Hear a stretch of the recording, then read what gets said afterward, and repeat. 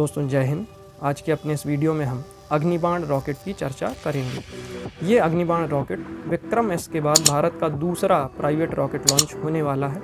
Vikram S की चर्चा हम अपने इस चैनल के सबसे पहले वीडियो में ऑलरेडी कर चुके हैं। आइए अब अग्निबाण पर नज़र डालते हैं। दोस्तों इस अग्निबाण रॉकेट की डेवलपर भारत की ही एक स्पेस स्टार्टअप कंपनी है जिसका नाम अग्निकुल कॉस्मोस प्राइवेट लिमिटेड है। इस कंपनी के founders S Ravichandran, Moin SPM और एस चक्रवर्ती हैं, जिसमें से श्री एस चक्रवर्ती जी आईआईटी मद्रास के एयरोस्पेस इंजीनियरिंग डिपार्टमेंट के प्रोफेसर हैं। दोस्तों अब इस अग्नि बाण के इंजन की चर्चा कर लेते हैं। दोस्तों इस रॉकेट के इंजन का नाम अग्निलेट है और ये विश्व का पहला single piece 3D printed engine है। दोस्तों अगर ट्रेडिशनल इंजन मैन्युफैक्चरिंग की बात करें तो उसमें जो इंजन के कंपोनेंट्स होते हैं उन्हें अलग अलग डेवलप किया जाता है और फिर एक साथ में असेंबल कर दिया जाता है। इस ट्रेडिशनल इंजन मैन्युफैक्चरिंग में लगभग 6 महीने या उससे ज़्यादा का भी समय लग जाता है, परंतु यहाँ पे एक बार में ही पूरा इंजन 3D प्रिंटिंग के ज़रिए मैन्युफैक्चर किया गया है और इस सिंगल पीस इंजन को बनाने में मात्र 20 दिन का समय लगा, जो एक स्पेस इकोसिस्टम में एक बहुत बड़ा इनोवेशन के तौर पर भी देखा जा रहा है, जिसमें समय की काफ़ी बचत हुई है। अब दोस्तों अगर इसके फ्यूल की बात करें इस इंजन के, तो इस इंजन में लिक्विड ऑक्सीजन और एविएशन टरबाइन फ्यूल का इस्तेमाल किया गया है। इसके अलावा ये भारत का पहला semi cryogenic engine powered rocket launch होने वाला है। दोस्तों आइए अब इसके लॉन्च पैड की चर्चा करते हैं।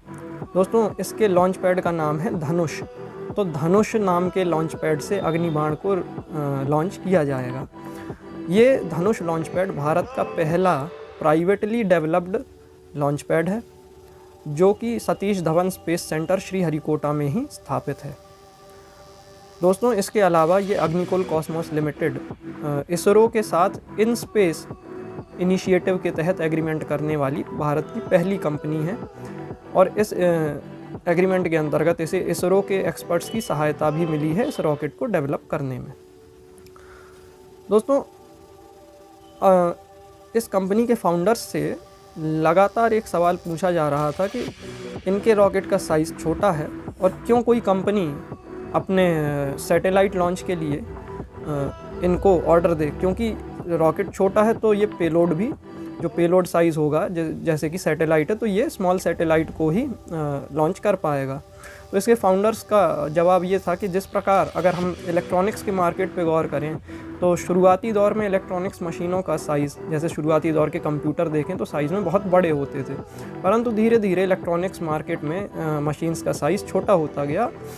इसी प्रकार सैटेलाइट मार्केट में भी छोटे सैटेलाइट आजकल काफ़ी डिमांड में हैं और लोअर अर्थ ऑर्बिट में छोटे सैटेलाइट के लॉन्च की डिमांड काफ़ी ज़्यादा ज़ोरों पर है। और इसके अलावा ये कंपनी किसी भी प्राइवेट कंपनी को अपने सैटेलाइट लॉन्च करने के लिए ऑन डिमांड सेवा देगी, जिसके अंतर्गत वो कभी भी चाहे तो अर्थ के लोअर अर्थ ऑर्बिट में अपना सैटेलाइट लॉन्च कर सकती है।